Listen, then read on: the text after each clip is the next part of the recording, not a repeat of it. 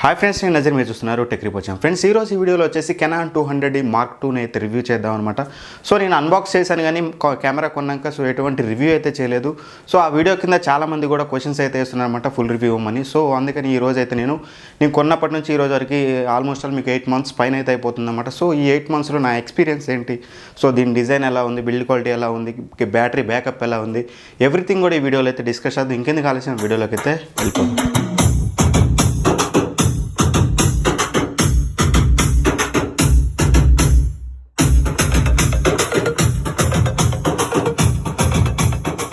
Review చూసే ముందు మనం దీని యొక్క స్పెసిఫికేషన్స్ కనుక మనం చూసినట్లయితే మనకి ఇది 24.1 మెగాపిక్సెల్ CMOS సెన్సార్తో వస్తుందన్నమాట. మనకి ఇందులో ప్రాసెసర్ చూసినట్లయితే కెనాన్స్ లేటెస్ట్ ప్రాసెసర్ డిజిక్ 8 ప్రాసెసర్ని అయితే యూజ్ చేశారన్నమాట. సో మీకు ఇమేజ్ ప్రాసెసింగ్ అనేది చాలా బాగుంటుంది.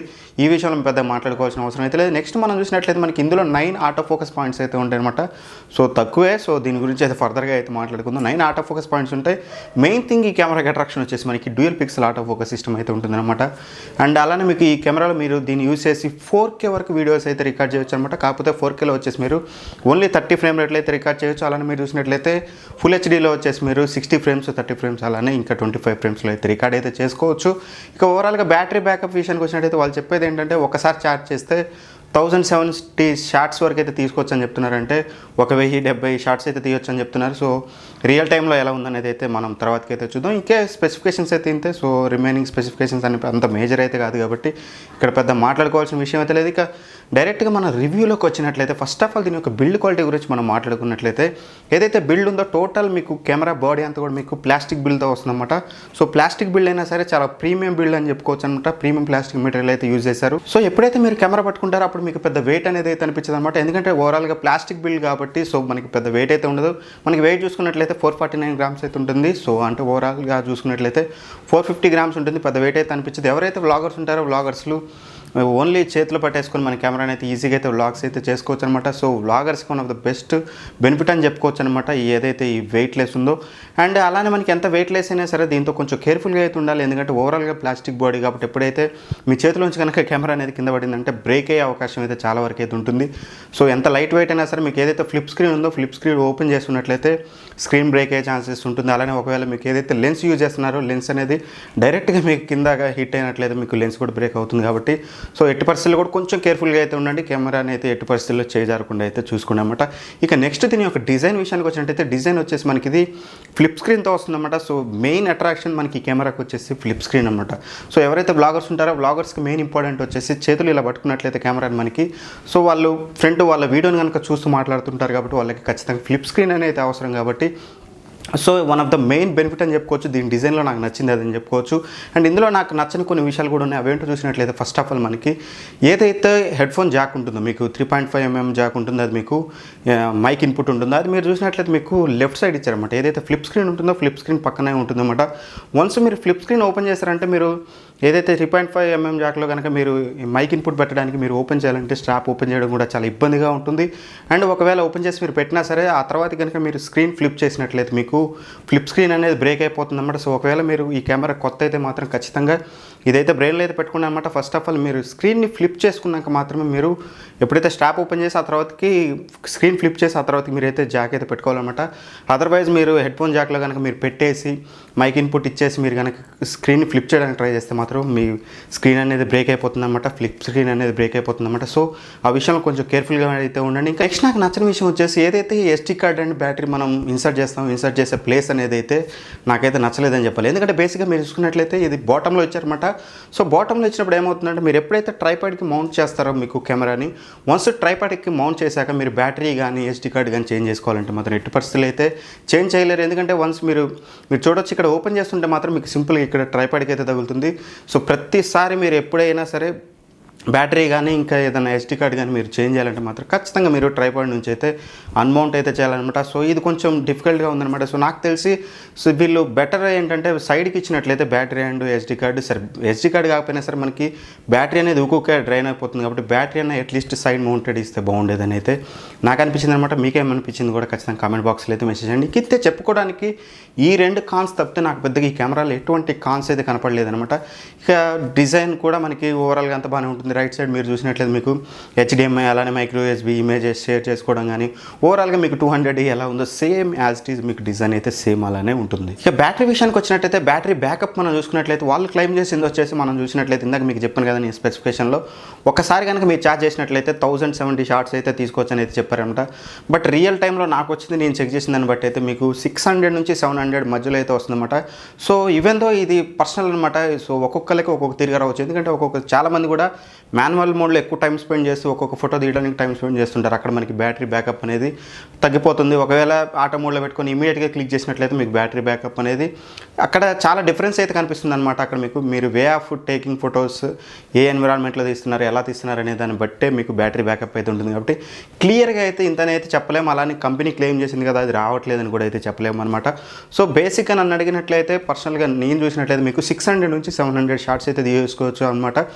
ఒకవేళ మీరు వీడియోగ్రఫీలోకి వచ్చినట్లయితే వీడియోగ్రఫీ చూసినట్లయితే మీరు 1.5 hour వరకు అయితే కంటిన్యూస్గా వీడియోస్ అయితే రికార్డ్ అయితే చేయొచ్చు. ఇక నా బెటర్ సజెషన్ ఏంటంటే ఒకవేళ కనుక మీరు ఈ కెమెరా కొన్నట్లయితే ఖచ్చితంగా ఎక్స్టర్నల్గా ఒక బ్యాటరీ అయితే మెయింటైన్ చేయండి. మీకు అమెజాన్లో కానీ ఫ్లిప్కార్ట్లో కానీ ఆఫ్లైన్ మార్కెట్లో కానీ మనకి చాలా బ్యాటరీస్ అయితే దొరుకుతుంటాయి అనమాట. సో ఖచ్చితంగా కెనాన్ బ్రాండెడ్దే కొనండి. కెనాన్ బ్రాండెడ్ బ్యాటరీ కనుక కొనుక్కున్నట్లయితే మీకు బ్యాకప్ అయితే ఉంటుంది అనమాట. వన్స్ ఎందుకంటే మనం చూసినట్లయితే ఏదైతే బ్యాటరీ ఉందో బ్యాటరీ వన్స్ డ్రైన్ అయిపోయాక మీరు ఛార్జ్ చేయాలంటే కొంచెం టైం అనేది ఎక్కువ తీసుకుంటుంది. కాబట్టి మనకి స్మార్ట్ ఫోన్ లాగా ఫాస్ట్ ఛార్జింగ్ అయితే ఉండదు. కాబట్టి ఖచ్చితంగా మీరు బెటర్ ఇంకో బ్యాటరీ పర్చేజ్ చేసినట్లయితే మీకు బ్యాకప్ అయితే ఉంటుంది. ఇక యాప్ ఇంటర్ఫేస్ విషయానికి వచ్చినట్లయితే ఏదైతే కెమెరా యాప్ ఇంటర్ఫేస్ ఉందో మనకి మొబైల్లో చూసినట్లయితే సింపుల్గా ఫస్ట్ ఆఫ్ ఆల్ మీరు ప్లే స్టోర్కి వెళ్ళండి. ప్లే స్టోర్లోకి వెళ్ళాక అక్కడ మీరు కెమెరా కనెక్ట్ అని టైప్ చేసినట్లయితే మీకు ఒక కెనాన్కి సంబంధించిన ఒక యాప్ అయితే వస్తుంది. ఆ యాప్ ఓపెన్ చేశాక మీరు సింపుల్గా మీరు కెమెరాతో అయితే పేర్ చేయాలన్నమాట. పేర్ చేయడం ఏం లేదు, మీరు బ్లూటూత్ యూజ్ చేసి కానీ అలానే మీరు వైఫైని యూజ్ చేసి కానీ అయితే కెమెరాకి అయితే కనెక్ట్ చేసుకోవచ్చు. వన్స్ కనెక్ట్ చేసుకున్నాక మీరు ఎవ్రీథింగ్ అక్కడ నుంచి అయితే కస్టమైజ్ చేసుకోవచ్చు అనమాట. మీరు అపర్చర్ వాల్యూస్ అడ్జస్ట్ చేసుకోవడం కానీ ISOని అడ్జస్ట్ చేసుకోవడం కానీ ఎవ్రీథింగ్ కూడా మీరు యాప్ నుంచి అయితే అడ్జస్ట్ చేసుకోవచ్చు. ఈవెన్ దో మీరు అక్కడ నుంచి ఇమేజెస్ అయితే డైరెక్ట్గా మీ మొబైల్లోకి అయితే డౌన్లోడ్ చేసుకోవచ్చు. ఇమేజెస్ కానీ మీడియా ఫైల్స్ వీడియోస్ కానీ ఏవైనా సరే మీరు అక్కడ నుంచి యాప్ నుంచి అయితే ఎవ్రీథింగ్ ఫుల్ ఫ్లెజ్గా మీరు అయితే కంట్రోల్ అయితే చేసుకోవచ్చు అనమాట. ఇప్పుడు వచ్చేసి మీకు నేను వచ్చేసి ఈ కెమెరాకి సంబంధించిన రియల్ టైమ్ శాంపిల్స్ అయితే చూపిస్తాను అనమాట. సో ఫోటో శాంపిల్స్ అండ్ అలానే వీడియో శాంపిల్స్ అయితే చూపిస్తాను.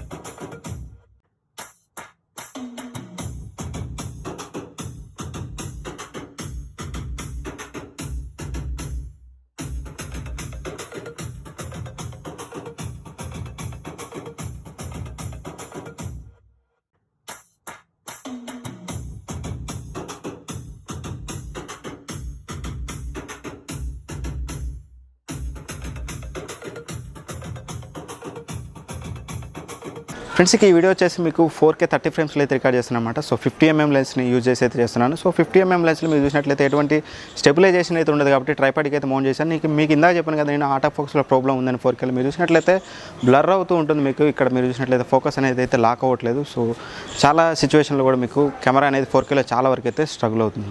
ఫ్రెండ్స్ ఈ వీడియో వచ్చేసి మీకు ఫుల్ HD రిజల్యూషన్లో 50 ఫ్రేమ్స్లో అయితే రికార్డ్ చేస్తున్నాను అనమాట. సో సేమ్ 50mm లెన్స్లో అయితే రికార్డ్ చేస్తున్నాను. ట్రైపాడ్కి మౌంట్ చేసి ఉంది. సో మీకు ఇక్కడ మాత్రం మీకు ఎటువంటి ప్రాబ్లం అయితే ఉండదు. మీకు ఫోకస్లో చూసినట్లయితే మీ ఫ్రంట్ వెళ్ళినా సరే సైడ్ వెళ్ళినా సరే ఎటు వెళ్ళి మాట్లాడుతున్నా సరే మీకు మీ ఐ అనేది ఆటో ఫోకస్లో ఉంటుంది. ఎటువంటి ప్రాబ్లం అయితే మనం ఫుల్ HDలో చూసుకోవడానికి అయితే ఏం లేదు. కాకపోతే 4Kలో అయితే చాలా వరకు అయితే ప్రాబ్లమ్స్ అయితే ఫేస్ చేస్తూ ఉంటాం అన్నమాట. సో మెయిన్గా మీరు ఒకటే గుర్తుంచుకోండి 50mm లెన్స్ ఖచ్చితంగా ట్రైపాడ్ అయితే కావాలి. ఇప్పుడు మీకు స్టేబుల్గా ఉంది కదా అనేది సరే ఎప్పుడైతే మీకు స్టేబుల్గా అయితే ఉండదో ఖచ్చితంగా మీరు ట్రైపాడ్కి మౌంట్ చేస్తే మీకు వీడియో అనేది అయితే స్టేబుల్గా వస్తుంది. ఒకసారి మీకు ట్రైపాడ్ నుంచి 50mm లెన్స్ కనుక తీసి చూసినట్లయితే మీకు స్టెబిలైజేషన్ ఎలా వస్తుందో చూద్దాం. ఇప్పుడు వచ్చేసి అదే 50mm లెన్స్ తోటి మీకు ట్రైపాడ్కి మౌంట్ చేయకుండా నేనైతే స్టెబిలైజేషన్ అయితే చూపిస్తాను అనమాట. సో స్టెబిలైజేషన్ అనేది మీరు ఇక్కడైతే చెక్ చేసుకోవచ్చు.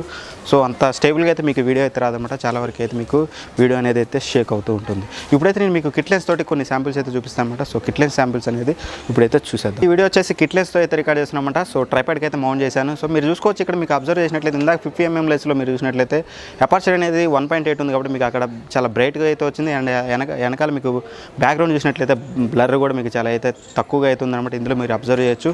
సో మీరు ఖచ్చితంగా అయితే మీరు 50mm లెన్స్ కానీ లేదా ఎనదర్ లెన్స్ అయితే కొనాలన్నమాట. సో కిట్ లెన్స్ తోటి మీకు అంత క్వాలిటీ అయితే ఎక్స్పెక్ట్ చేయలేరు.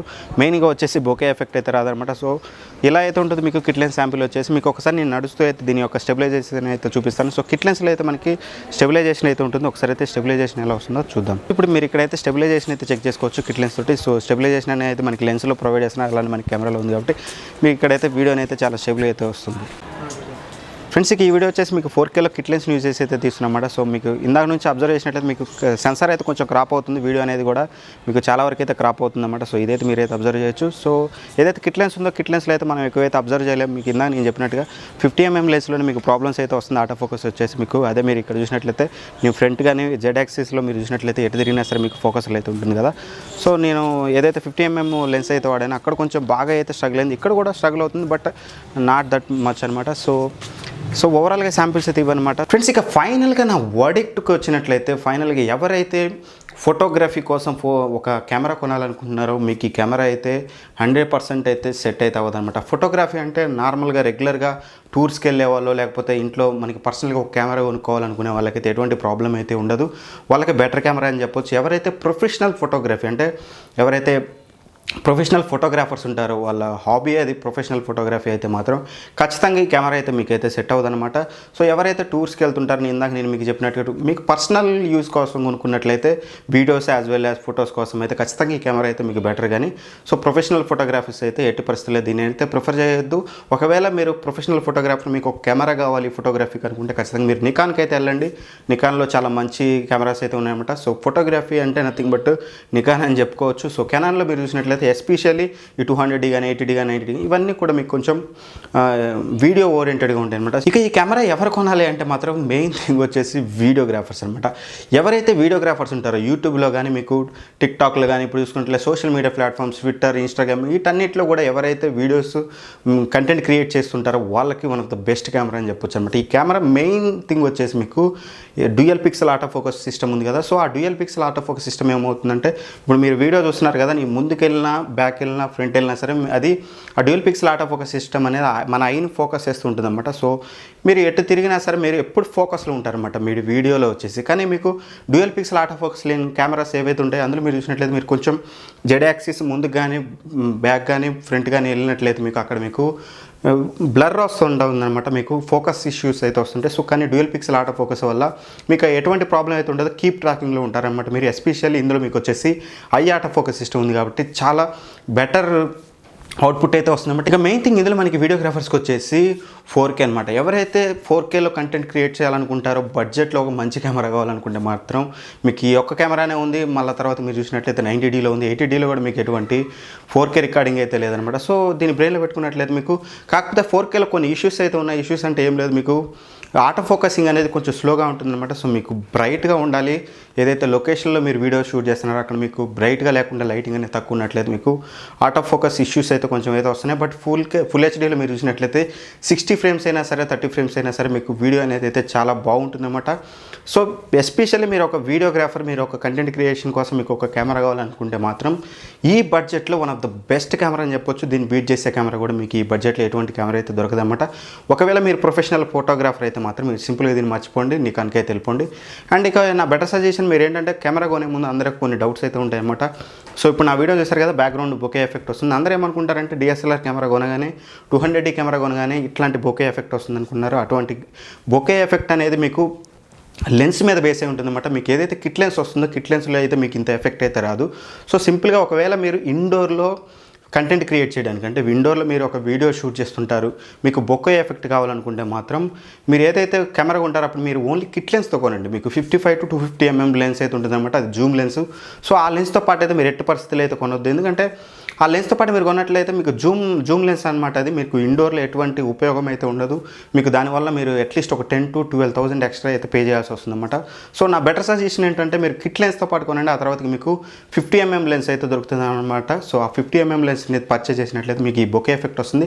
మీరు కిట్ లెన్స్ చూసినట్లయితే మీకు ఇలా ఉంటుందన్నమాట. సో 18 to 55mm అనమాట.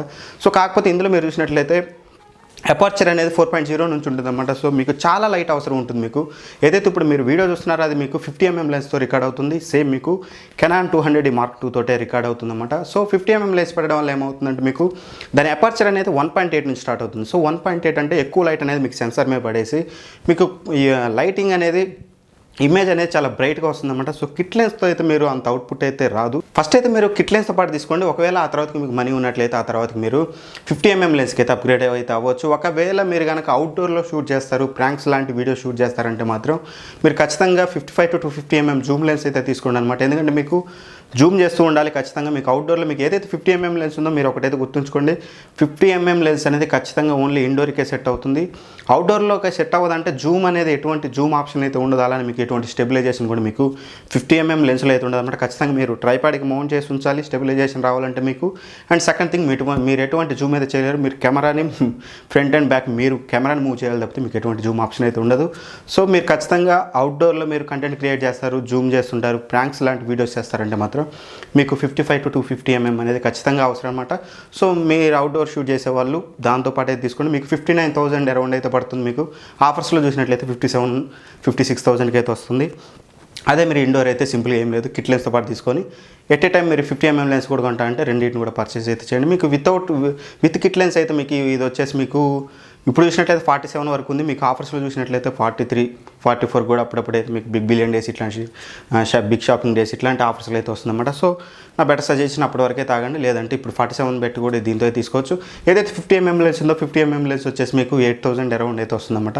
సో నాకు ఆఫర్లో 6,000కి అయితే వచ్చింది. ఫ్రెండ్స్ ఈ వీడియో చూసాక ఎవ్రీథింగ్ మీకు అర్థమైంది అనుకుంటున్నాను. ఈ లెన్సెస్ గురించి, ఏ లెన్స్తో పాటు తీసుకోవాలి, మన యూజ్కి ఏ కెమెరా తీసుకోవాలి, ఎవ్రీథింగ్.